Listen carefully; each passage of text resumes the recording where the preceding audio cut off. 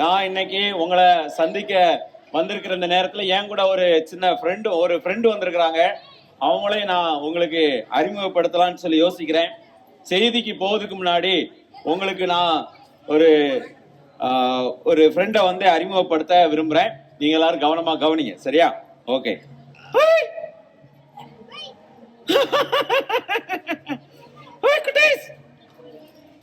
நல்லா இருக்கீங்களா?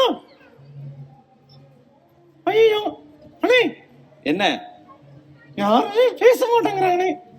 ஓ, யாருமே பேச மாட்டேங்கிறாங்களா? நீ கேளு, அவங்க பதில் சொல்லுவாங்க. ஹாய் குட்டீஸ், எல்லாரும் நல்லா இருக்கீங்களா? ஜாலியா இருக்கீங்களா? நான் உங்க பாட்டு எல்லாத்தையும் கேட்டேன். நல்லா இருந்துச்சு, ஜாலியா இருந்துச்சு, ரொம்ப ஹாப்பியா இருந்துச்சு. அண்ணே, என்ன? என் தலையில இருக்கிற தொப்பி எடுங்கண்ணே. ஓ ஓகே, அதுவா விழுந்துருச்சு, சரியா? ஓகே சரி. ஆமா, இங்க இருக்கிற இந்த பிள்ளைங்களாம் பெரியவங்க எல்லாம் பார்க்க வந்திருக்கிற இந்த இடம் எந்த இடம் தெரியுமா உனக்கு? எனக்கு நல்லாவே தெரியுமே. ஓ தெரியுமா? எந்த இடம் சொல்லு பார்க்கலாம். சென்னை தானே? சென்னை தான். ஆனா சென்னையில எங்க உனக்கு தெரியுமா? அண்ணே தெரியுமே, ஜாஸ்வாங்கல் சொல்லிருக்காங்க. ஓ, ஜாஸ்வாங்கல் சொல்லிருக்காங்களா? Okay okay okay okay. நம்ம இருக்கிறது கண்ணகி நகர். எனக்கு நல்லா தெரியும், கண்ணகி நகர். ஆமா, அப்படிதானே? அப்படிதானே இல்லையா? அண்ணே, என்ன கண்ணகி நகர் அப்படின்னாலே உங்களுக்கு பயமா இல்லையா? எனக்கு ஏன் பயம்?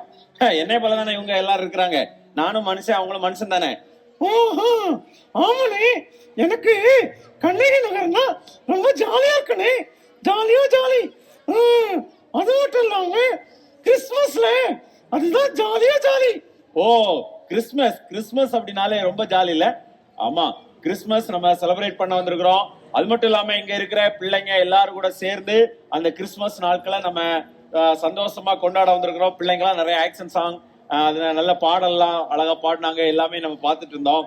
ஆமா, நீ வந்திருக்கிற, என் பேர் சகாய ரொனால்டுன்னு சொல்லிட்டாங்க. உன் பேர் என்னது? என் பேரா சொல்லட்டுமா? சீக்கிரமா சொல்லு, உன் பேர் என்னது சொல்லு பார்க்கலாம். தம்பி தங்கச்சி பெரியவங்க எல்லாருக்கும் என் பேர் தெரியணுமா? தெரியணுமா வேண்டாமா? தெரியாதா? நான் சொல்லட்டுமா? சொல்லட்டுமா? கேக்குறீங்களா? நான் சொன்ன என்ன செய்வீங்க? ஓ, கை தட்டுவீங்களா? சரி சொல்றேன், கேளுங்க. என்ன? சரி, என் பேரு அண்ணே. என்ன? எனக்கு வெக்கமா இருக்குண்ணே. வேண்டாண்ணே. ஏண்டா வெக்கப்படுற? வெக்கப்படாம சொல்லு.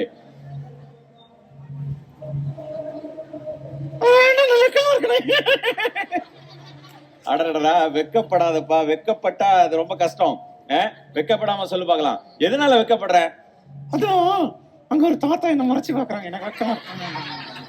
ஐயோ, எந்த தாத்தான்னு தெரியல எனக்கு. எந்த தாத்தா மறைச்சு பாக்குறாரு, யாரு பாக்குறான்னு தெரியல. சரி ஓகே, இருக்கட்டும். சரி சீக்கிரமா சொல்லு. அவங்க மறைச்சு பாக்கல, அவங்க வந்து ஒன்னு ஆச்சரியமா பாக்குறாங்க, அதான் வியப்பா பாக்குறாங்க. ஓ அப்படியா தாத்தா, ரொம்ப தேங்க்ஸ் தாத்தா. ஓகே சரி இருக்கட்டும். அவன் பேர் சீக்கிரமா சொல்லு. என் பேர் சொன்னா கை தட்டுவீங்களே? நான் சொல்லலையே, வெயிட் பண்ணுங்க. சரி ஓகே, சீக்கிரமா சொல்லு. உன் பேர் என்னது? என் பேரு ரோசி. Thank you so much. சரி, நான் என் பேர் சொன்னேன், கை இப்படிதான் தட்டுவீங்களா? இன்னும் சத்தமா தட்ட மாட்டீங்களா? Thank you so much. சரி ரோசி, நான் வந்து உங்களுக்கு ஒரு நல்ல செய்தி சொல்ல போறேன். ஓ, நல்ல செய்தியா? என்ன செய்தி? சீக்கிரமா சொல்ல பார்க்கலாம். அண்ணே, அதுக்கு முன்னாடி ஒரு கதை சொல்லட்டுமா? ஓ, கதையா? என்ன கதை? கதை எல்லாருக்கும் பிடிக்குமே, சின்ன பிள்ளைங்க எல்லாரும் கதை பிடிக்கும்ல. பிடிக்குமா பிடிக்காதா? சரி, நான் கதை சொல்றேன், எல்லாம் நல்லா கேளுங்க, சரியா? ஓகே, சீக்கிரமா சொல்ல பார்க்கலாம். என்ன கதை சொல்ல போற? ஒரு அழகான ஊர்ல. ஓ, அழகான ஊர்ல ஒரு அழகான ஒரு பாட்டி இருந்தாங்க. ஓ, அழகான ஒரு பாட்டி இருந்தாங்களா? சரி ஓகே, பாட்டி ரொம்ப அழகா இருந்தாங்க. பரவாயில்லையா, ஆச்சரியமா இருக்கு. அண்ணே, பாட்டி எல்லாம் அழகா தானே இருப்பாங்க. ஓ சரி ஓகே, பாட்டி எல்லாம் அழகா இருந்தாங்க. சரி, அந்த பாட்டி ஒரு வடை சுட்டாங்க. ஓ, வடை சுட்டாங்களா? ஓ சரி பரவாயில்ல. அப்புறம் அந்த வடைங்க என்னது? யாரு?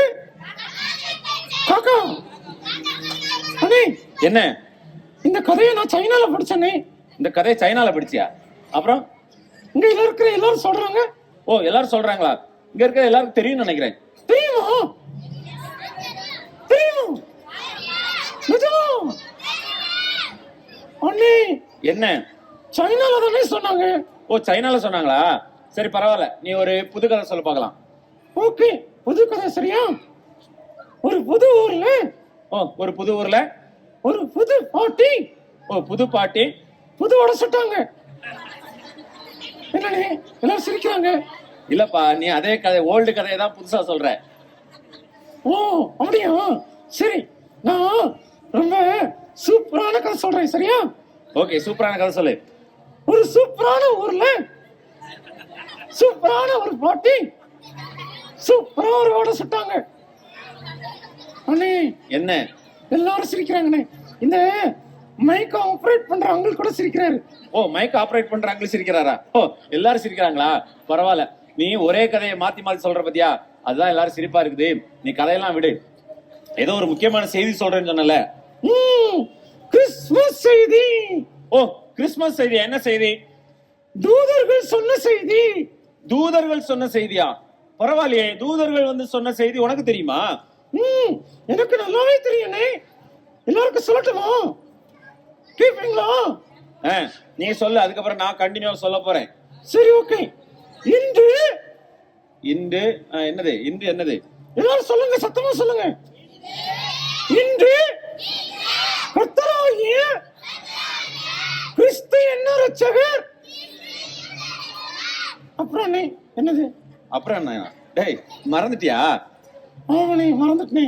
சரி, ஓகே. இன்று கர்த்தராகிய கிறிஸ்து என்ன ரட்சகர். அதுதான் நான் சொல்லிட்டேன்ல. ஓகே. உங்களுக்காக. எனக்கு தெரியும், வாய மூடு.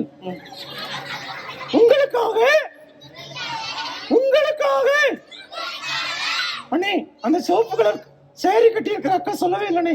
சிவப்பு கலர் சேரி கட்டி இருக்க அக்கா சொல்லலையா? அது யார்? அது தெரியலையா? உனக்கு மாத்திரம் நல்லா தெரியுது. சீக்கிரமா சொல்லு. இன்று கர்த்தராகிய கிறிஸ்து என்ன ரட்சகர் உங்களுக்காக உங்களுக்காக உங்களுக்காக உங்களுக்காக. என்னம்மா, என்னாச்சு? தெரியலனே, மறந்துட்டேன். ஐயோ, சரி, ஓகே. உங்களுக்காக தாவீது எனக்கு தெரியும், வாய மூடு. உங்களுக்காக தாவீதின் ஊரிலே பிறந்திருக்கிறார்.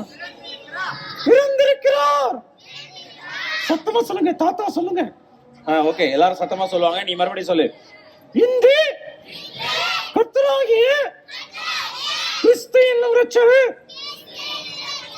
உங்களுக்காக தாவீதின் ஊரிலே பிறந்திருக்கிறார். அண்ணே, இதுதானே செய்தி? ஓ, இதுதான் நல்ல செய்தியா? Very good. நீ வந்து அழகான பைபிள் வசனத்தை, தூதர்கள் சொன்ன அந்த நல்ல செய்தியை அழகா சொல்லி கொடுத்த. நீயே ஃபுல் டைம் எடுத்துருவோன்னு நினைக்கிறேன். எனக்கு கொஞ்சம் அங்க நிறைய விஷயங்கள் உங்களுக்கு சொல்லிக் கொடுக்க வேண்டி இருக்குது. நீ இந்த நல்ல செய்தி நான் தொடர்ந்து சொல்ல போறேன். நீ அருமையா பொறுமையா உட்கார்ந்து கேக்குறியா? Okay, thank you. Bye kutis, bye. See you. Tata. Ani, bye. Okay.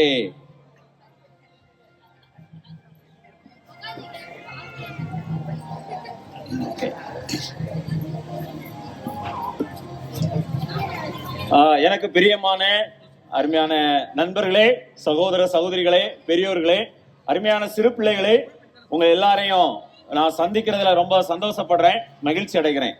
இன்னைக்கு உங்க எல்லாருக்கும் ஒரு அருமையான ஒரு செய்தியை தான் நான் உங்களுக்கு சொல்ல விரும்புறேன். இந்த செய்தி 2000 ஆண்டுகளுக்கு முன்னாடி இந்த பூமியில கொடுக்கப்பட்ட செய்தி. தூதர்கள் மூலமாக இந்த பூமிக்கு வந்த செய்தி. ஆனா அந்த செய்தி வெறும் செய்தியாக முடியல. அந்த செய்தி நிஜமாக நடந்த ஒரு செய்தி. சரியா? நிஜமாகவே இந்த உலகத்துல நிறைவேறின செய்தி. அந்த செய்திக்குரிய வார்த்தையை நான் வந்து பைபிள்ல இருந்து வாசிக்கிறேன். சரிங்களா? பைபிள்ல லூக்கா எழுதிய நற்செய்தி நூல்ல 2ஆம் அதிகாரத்துல சொல்லப்பட்டிருக்கிற வார்த்தையை நான் வாசிக்கிறேன். கவனமாக கவனிங்க. 9வது வார்த்தையிலிருந்து நான் 14வது வார்த்தை வரையிலும் நான் உங்களுக்காக வாசிக்கிறேன் பைபிள்ல இருந்து.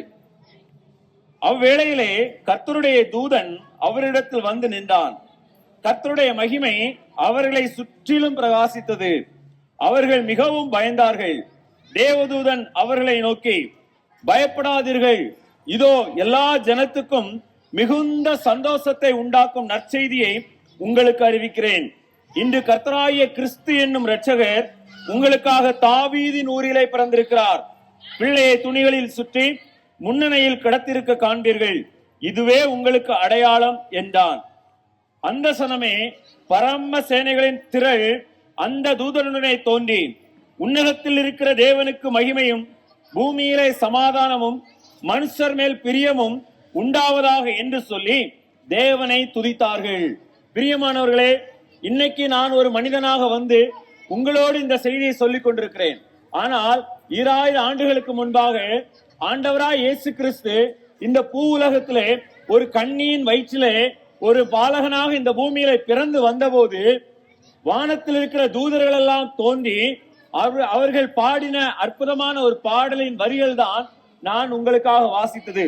அதிலே ஒரு தூதன் சொன்ன செய்திதான், இன்று கர்த்தராகிய கிறிஸ்து என்னும் இரட்சகர் உங்களுக்காக தாவீதின் ஊரிலே பிறந்திருக்கிறார்.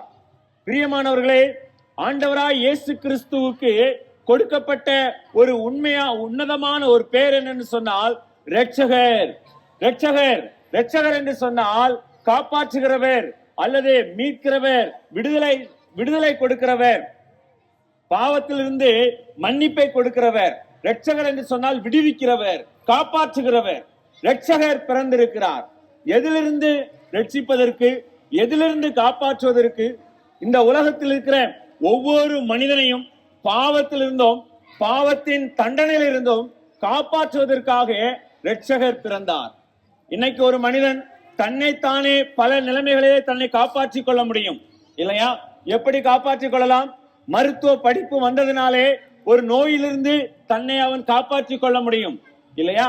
ஒரு வாகனங்கள் ஓட்டுகிற மனிதன் சில விபத்துகளில் இருந்து தன்னை காப்பாற்றிக் கொள்ளலாம். நேர்த்தியாக எப்படி வாகனம் ஓட்ட வேண்டும், எப்படியாக அதை கையாள வேண்டும் என்ற பயிற்சியை பெற்றான் என்று சொன்னால் அந்த வாகனத்தை ஓட்டி அதை சரியான விதத்தில் அவன் பயணிக்க முடியும். சில காரியங்களில் இருந்து, சில இடங்களில் இருந்து மனிதன் தன்னுடைய படிப்பினாலும் தன்னுடைய அறிவினாலும் தன்னுடைய ஞானத்தினாலும் தன்னை காப்பாற்றிக் கொள்ள முடியும். ஆனால் ஒரு மனிதன் பாவத்தில் இருந்து தன்னை தானே காப்பாற்றிக் கொள்ள முடியாது, தன்னை தானே விடுவிக்க முடியாது. ஏனென்று சொன்னால் வேதம் சொல்கிறது, பாவம் செய்கிற மனிதன் பாவத்திற்கு அடிமையாக இருக்கிறான் என்று சொல்லி. நான் வைத்திருக்கிற இந்த வேதாகமம், நான் வாசிக்கிற வேதாகமம், நான் நம்புகிற இந்த பரிசுத்த வேதாகமத்திலே 2 பேதுருவின் புஸ்தகத்திலே இப்படியாக ஒரு வாக்கியம் இருக்கிறது. எவன் ஒருவன் எதற்கு அடிமையாயிருக்கிறானோ, எதற்கு அவன் அடிமைப்பட்டிருக்கிறானோ, எதற்கு அவன் எதிலிருந்து அவன் எது அவனை ஜெயித்திருக்கிறதோ அதற்கு அவன் அடிமையாயிருக்கிறான் என்று சொல்லி. எது ஒரு மனிதனை ஜெயித்திருக்கிறதோ அது அவனை அடிமைப்படுத்தி வைத்திருக்கிறது. உங்களுடைய வாழ்க்கையில பாவம் என்கிற அடிமைத்தனத்துல எப்படி இருக்கிறீர்கள் என்று தெரியுமா? உங்களுடைய வாழ்க்கையில சில காரியங்கள் உங்களை ஜெயித்திருக்கிறது. பணம் உங்களை ஜெயித்தது என்று சொன்னால், பணத்தை நீங்கள் ஜெயிக்காமல் பணம் உங்களை ஜெயித்தது என்று சொன்னால் பணத்திற்கு நீங்கள் அடிமை. ஒரு மனிதனுக்கு மனிதன் உங்களை ஜெயித்திருக்கிறான் என்று சொன்னால், மனிதன் உங்களை வெற்றி சிறந்து விட்டான் என்று சொன்னால், மனிதன் உங்களை காட்டிலும் மேன்மையான ஒரு இடத்திற்கு போய் நீங்கள் அந்த மனிதனுக்கு அடிமையா இருக்கிறீர்கள் என்று சொன்னால் அந்த மனிதன் உங்களை ஜெயித்திருக்கிறான் என்று அர்த்தம், வெற்றி பெற்றிருக்கிறான் என்று அர்த்தம். அல்லது அந்த மனிதனுக்கு நீங்கள் அடிமையா இருக்கிறீர்கள் என்று அர்த்தம். அல்லது போதை பழக்க வழக்கங்களை இருந்து என்னால் விடுதலையாக முடியவில்லை, நான் சில போதை பழக்க வழக்கங்களிலே நான் இருக்கிறேன், அந்த போதை பழக்க வழக்கங்கள் என்னை ஜெயித்து விட்டது. ஆரம்ப காலத்திலே அந்த போதை நான் வெறும் விளையாட்டாக தான் செய்தேன், ஒரு நேர போக்காக தான் செய்தேன், என் நண்பன் சொன்னதுனாலே செய்தேன், என்னுடைய மற்ற நண்பர்கள் எனக்கு சந்தோஷத்திற்காக கொடுத்தார்கள். ஆனால் இன்று அதிலிருந்து என்னால் விடுதலையாக முடியவில்லை, அது என்னை ஜெயித்து விட்டது, அது இல்லாமல் என்னால் இருக்க முடியவில்லை. மொபைல் போன் உங்களை ஜெயித்திருக்கிறதா? மொபைல் போன் இல்லாமல் என்னால் இருக்க முடியவில்லை, அதனுடைய சத்தம் இல்லாமல் என்னால் இருக்க முடியவில்லை, அதனுடைய மொபைல் ஆப், அதுல இருக்கிற ஆப் அப்ளிகேஷன், அதுல இருக்கிற ப்ரோக்ராம்ஸ், அது இல்லாமல் என்னால் இருக்க முடியவில்லை, அது என்னை ஜெயித்திருக்கிறது. இப்படிப்பட்டதான நிலைமையிலே உலகத்தின் பல காரியங்கள் உங்களை ஜெயித்திருக்கிறது என்று சொன்னால் நீங்கள் அதற்கு அடிமையாயிருக்கிறீர்கள், நீங்கள் அதற்கு அடிமையாயிருக்கிறீர்கள். நான் சில எடுத்துக்காட்டுகள் தான் சொன்னேன். இதே போல உங்களுடைய வாழ்க்கையிலே எத்தனையோ காரியங்களை நீங்கள் அடிமைப்பட்டிருக்கலாம். தவறான படங்களை பார்ப்பதிலே நீங்கள் அடிமைப்பட்டிருக்கலாம். சில தவறான நபர்களோடு பேசுவதிலே அடிமைப்பட்டிருக்கலாம். அவர் இல்லாமல் அவள் இல்லாமல் என்னால் இருக்க முடியாது என்கிற பல காரியங்களில் நீங்கள் அடிமைப்பட்டிருக்கலாம். ஒரு மனிதனுக்கு நீங்கள் அடிமைப்பட்டிருக்கலாம். ஒரு மனுஷிக்கோ ஒரு பெண்ணுக்கோ ஒரு பையனுக்கோ நீங்கள் அடிமைப்பட்டிருக்கலாம். அது அந்த நபர் அல்லது அந்த காட்சி அந்த செயல்கள் உங்களை ஜெயித்திருக்கலாம். அதிலே அடிமைப்பட்டிருக்கிறீர்களா?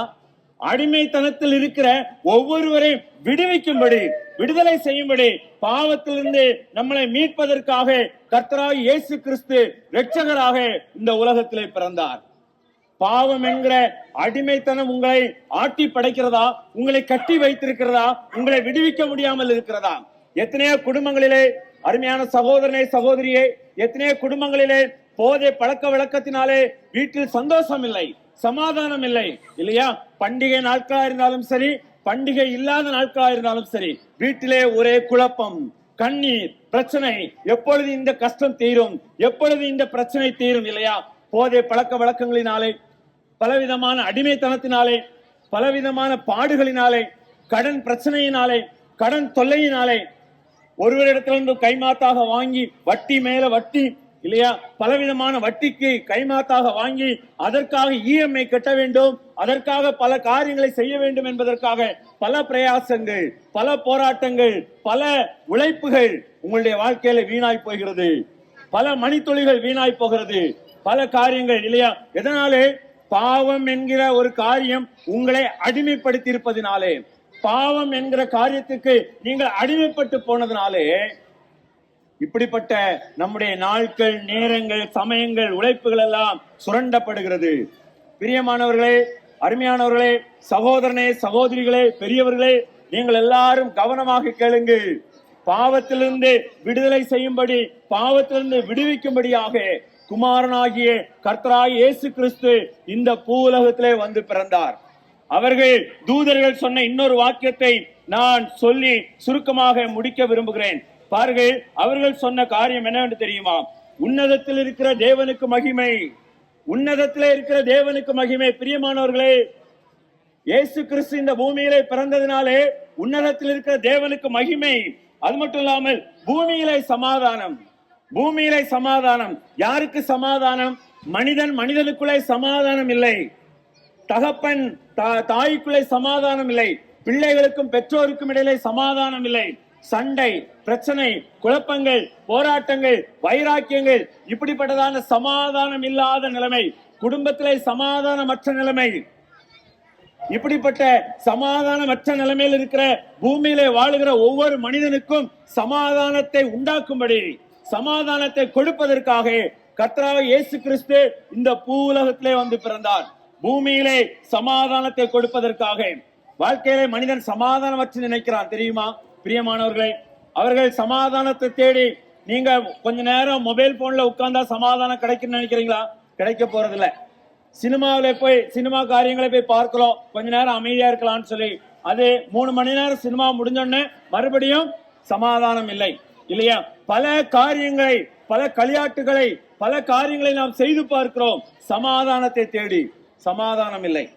ஆனால் கர்த்தராகிய இயேசு கிறிஸ்து உங்களுடைய வாழ்க்கையில வருவாரானால், கர்த்தராகிய இயேசு கிறிஸ்துவை நீங்கள் ஏற்றுக்கொள்வீர்களானால், ஆண்டவராகிய இயேசு கிறிஸ்து உங்களுடைய வாழ்க்கையில இரட்சகராக வருவாரேயானால், உங்களுடைய வாழ்க்கையில நீங்கள் பெற்றுக்கொள்ள வேண்டிய சமாதானத்தை பெற்றுக்கொள்ள முடியும்.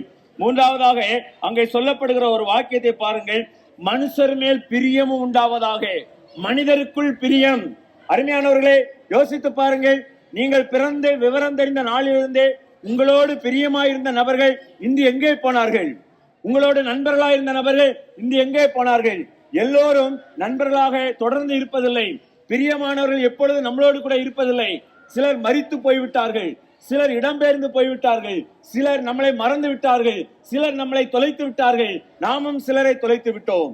பிரியம், மனிதருக்குள்ளாக பிரியத்தை உண்டாக்குவதற்கு, ஒரு ஒற்றுமை உண்டாக்குவதற்கு, மனிதருக்குள்ளாக பாகுபாடு இல்லாமல், ஜாதி வேற்றுமை இல்லாதபடிக்கு, பாருங்கள், பண அந்தஸ்து வசதிகள் வேற்றுமை இல்லாதபடிக்கு ஆண்டவராய் இயேசு கிறிஸ்து மனிதருக்குள்ளே ஒரு பிரியம் உண்டாக்கத்தக்கதாக இந்த பூமியிலே வந்து பிறந்தார்.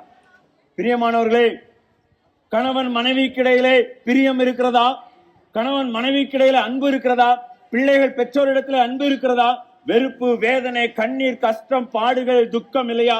ஒரு ஒற்றுமை இல்லை, ஒரு நம்பிக்கை இல்லை, சந்தேகம், பல விதமான குழப்பங்கள் நமக்குள்ளே ஓடிக்கொண்டிருக்கிறது.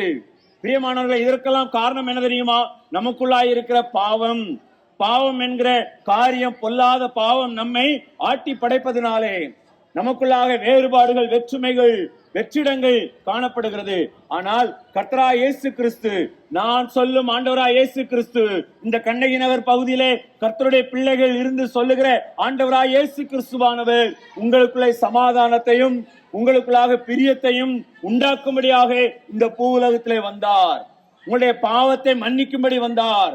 இந்த உலகத்தில் இருக்கிற ஒவ்வொரு மனிதனும் பாவம் என்கிற அடிமைத்தனத்தில் இருக்கிற அந்த அடிமைத்தனத்திலிருந்து விடுவிக்கும்படியாக வந்தார். பிரியமானவர்களே, உங்களை பாவம் கட்டி இருக்கிறதா? பாவம் உங்களை அடிமைப்படுத்தி இருக்கிறதா? சமாதானம் இல்லாத சூழ்நிலையில் இருக்கிறீர்களா? நீங்கள் பிரியமற்ற நிலைமையிலே வேறுபாடோடு காணப்படுகிறீர்களா? உங்களுடைய வாழ்க்கையிலே அப்படிப்பட்ட காரியங்கள் எல்லாவற்றையும் மாற்றி உங்களுடைய பாவத்தை மன்னிக்கும்படியாக வந்த இரட்சகர் கர்த்தராகிய இயேசு கிறிஸ்து. நான் உங்களோடு கூட அவருடைய பிறப்பின் செய்தியை மாத்திரம் சொல்ல வரவில்லை. பிரியமானவர்களே, அவருடைய பிறப்பின் செய்தியில் இருக்கும் அர்த்தத்தை சொல்லுகிறேன். அவர் பாவிகளுக்காக இந்த பூமியிலே வந்தார், பாவத்தை போக்கும்படி வந்தார், பாவிகளை நேசித்து வந்தார், பாவ மன்னிப்பை கொடுக்கும்படி வந்தார். அவர் அதற்காக கல்வாரி சிலுவையிலே அவர் 3 ஆணிகளை அடிக்கப்பட்டவராய், முள்முடி சூட்டப்பட்டவராய், இரத்தமெல்லாம் கொட்ட கொட்ட எல்லா மனிதனுடைய பாவத்தையும் சுமந்து தீர்க்கும் உன்னதமான தேவ ஆட்டுக்குட்டியாக இந்த பூமிக்கு வந்தார். ஒரு மனிதன் கடவுளோடு சேர்க்கப்பட வேண்டுமானால் அவனுடைய பாவம் மன்னிக்கப்பட வேண்டும். பாவம் எப்படி மன்னிக்கப்படும்? பலியினாலே மன்னிக்கப்படும். பலி செலுத்த வேண்டும். அந்த பலியின் பொருளாக, அந்த பலியின் நபராக, பலியின் முழு உருவமாக ஆண்டவராய் இயேசு கிறிஸ்து ஒரு மிருகமாக வரவில்லை, ஒரு மனுஷனாக வந்தார். உங்களை என்னை போல ஒரு சாதாரண மனிதனாக இந்த பூமிக்கு வந்தார். அவர் பாவம் இல்லாதவராக வந்தார். பாவம் அவரால் செய்ய முடியாது. பாவம் அவரால் செய்ய முடியாது. பிரியமானவர்களே, ஏனென்று சொன்னா தெரியுமா? அவர் பிறக்கும் போதும் சரி, அவரிடத்தில் பாவம் இல்லை. பரிசுத்த வித்தாக, பரிசுத்தம் உள்ளவராக இந்த பூமியிலே பிறந்தார். கர்த்தராகிய இயேசு கிறிஸ்துவானவர் பரிசுத்தம் உள்ளவர். அவர் மட்டுமே சொல்ல முடியும், தூயவர், தூயவர், தூயவர், பரிசுத்தர், பரிசுத்தர், பரிசுத்தர். அவர் மட்டுமே பரிசுத்தமுள்ள தெய்வம். இந்த உலகத்திலே எந்த ஒரு மனிதனும் தன்னை தெய்வமாக சொன்னாலும் அந்த மனிதன் சொல்ல முடியாது, நான் பரிசுத்தம் உள்ளவன் என்று சொல்லி. ஏனென்று சொன்னால் பிறப்பிலே எல்லா மனிதனும் பாவியா இருப்பதினாலே. ஆனால் கர்த்தராகிய இயேசு கிறிஸ்து மாத்திரமே பரிசுத்தமுள்ள தெய்வம், பரிசுத்தமாய் பிறந்தார். அவர் மட்டுமே சொல்ல முடியும், நான் தூய்மையான தெய்வம். அந்த தூய்மை உள்ள தெய்வம் பாவத்தில் வாழ்ந்து கொண்டிருக்கிற ஒவ்வொரு மனிதனுக்கும் ஒரு புது வாழ்வை கொடுக்கும்படி, ஒரு அர்த்தமுள்ள வாழ்வை கொடுக்கும்படி, பாவ மன்னிப்பை கொடுக்கும்படி அவர் இந்த பூ உலகத்திலே வந்தார். இந்த செய்தியை இங்கே அமர்ந்திருந்து கேட்டுக்கொண்டிருக்கிறவர்கள், தூரத்திலிருந்து கேட்டுக்கொண்டிருக்கிறவர்கள், வீடுகளில் இருந்து கேட்டுக்கொண்டிருக்கிறவர்கள், உங்களுக்காக வந்திருக்கிற செய்தி. பிரியமானவர்களே, இதை நீங்கள் தள்ளிவிடாதீர்கள். உங்களுடைய பாவ மன்னிப்புக்காக கிறிஸ்து இயேசு, பரிசுத்தமுள்ள தூய ஆண்டவராகிய இயேசு கிறிஸ்து உங்களுக்காக கல்வாரி சிலுவையிலே தன்னுடைய முழு இரத்தத்தையும் சிந்தி மரித்தார். மரித்த தெய்வம் எல்லாரும் நினைத்தார்கள் அவருடைய சாப்டர் முடிந்து விட்டது என்று சொல்லி. இல்லை, இல்லை. அவருடைய பிறப்பு எப்படி அற்புதம், ஆச்சரியமோ அதே போல அவருடைய உயிர்த்தெழுதலும் அப்படிதான். அவர் உயிரோடு எழுந்தார். 3ஆம் நாளிலே உயிர்த்தெழுந்த ஆண்டவராய் இயேசு கிறிஸ்து உயிர்த்தெழுந்ததினாலே, அவர் உயிர்த்தெழுந்து அநேகருக்கு தன்னை காட்சி கொடுத்து பரலோகத்திற்கு ஏறி சென்றார். அவர் மறுபடியும் வருவேன் என்று சொல்லி இருக்கிறார். இதுதான் கிறிஸ்தவத்தினுடைய நம்பிக்கை. மறுபடியும் வரப்போகிறார். இதே பூ உலகத்தில் மறுபடியும் வரப்போகிற இரட்சகராய் இயேசு கிறிஸ்து. அப்பொழுது அவர் ஒரு குழந்தையாய் பிறக்க போகிறதில்லை. அப்பொழுது அவர் குழந்தையாக வரப்போறதில்லை. அவர் எப்படி போனாரோ அப்படியே மறுபடியும் வரப்போகிறார். எனக்கு பிரியமானவர்களே, உங்களுடைய வாழ்க்கையிலே இந்த கர்த்தராகிய இயேசு கிறிஸ்து உங்களுடைய பாவ மன்னிப்பு கண்டு உங்களுடைய உள்ளத்திலே பிறக்க விரும்புகிறார். அவரை நீங்கள் ஏற்றுக்கொள்வீர்களானால், அவரை நீங்கள் அங்கீகரிப்பீர்களானால், அவரை நீங்கள் நம்புவீர்களானால், அவரை நீங்கள் விசுவாசித்து உங்களுடைய வாழ்க்கையில இரட்சகராக நீங்கள் ஏற்றுக்கொள்வீர்களானால், உங்களுடைய வாழ்க்கையில அந்த பாவ மன்னிப்பு இலவசம், அந்த விடுதலை இலவசம். நித்திய நம்பிக்கைக்கு நேராக ஆண்டவர் உங்களை வழிநடத்த முடியும். இந்த பூமியில் மட்டுமல்ல, இந்த பூமியில் மட்டுமல்ல, நித்திய ராஜ்யத்திலே நமக்கான அந்த ஒரு இடத்தை அவர் ஆயத்தம் வைத்திருக்கிறார். அங்கேயும் நீங்கள் செல்ல முடியும். இந்த நம்பிக்கைக்குரிய வாழ்க்கைக்கு உங்களை நாங்கள் அழைக்கிறோம். பிரியமானவர்களே, உங்களுடைய வாழ்க்கையில இந்த செய்தி உங்களுக்கு கிடைத்திருக்கிறது என்று சொன்னால், ஆண்டவர் கடவுள் இந்த நாளிலே இந்த செய்தியை நீங்கள் கேட்க வேண்டும் என்று சொல்லி தீர்மானித்ததினாலே இந்த செய்தி உங்களுக்கு வந்திருக்கிறது. இந்த செய்தியை தள்ளி விடாதீர்கள். கர்த்தராகிய கிறிஸ்து என்னும் இரட்சகர் உங்களுக்காக பிறந்தவர், உங்களுக்காக மரித்தார், உங்களுக்காக உயிர்த்தெழுந்தார், மறுபடியும் வரப்போகிறார். உங்களில் யாராகிலும் அந்த ஆண்டவராய் இயேசு கிறிஸ்துவை உள்ளத்தில் ஏற்றுக்கொள்ள, மனதிலே நீங்கள் ஏற்றுக்கொள்ள, உங்களுடைய உள்ளத்திலே நீங்கள் அழைக்க விரும்புவீர்களானால் நீங்கள் ஏற்றுக்கொள்ளலாம், அவரை நீங்கள் அங்கீகரிக்கலாம். இங்கே இருக்கிற அருமையான போதகர்கள் இருக்கிறார்கள், அவரிடத்தில் நீங்கள் வந்து பேசலாம், அவர்கள் உங்களுக்கு வழி நடத்துவார்கள். இந்த நாளிலே இந்த செய்தியை உங்களோடு பகிர்ந்து கொண்டதிலே மிகுந்த மகிழ்ச்சி அடைகிறேன். ஆண்டவர் உங்களை தொடர்ந்து ஆசீர்வதிப்பாராக. கடவுளின் நாமம் மகிமைப்படுவதாக. ஆமென்.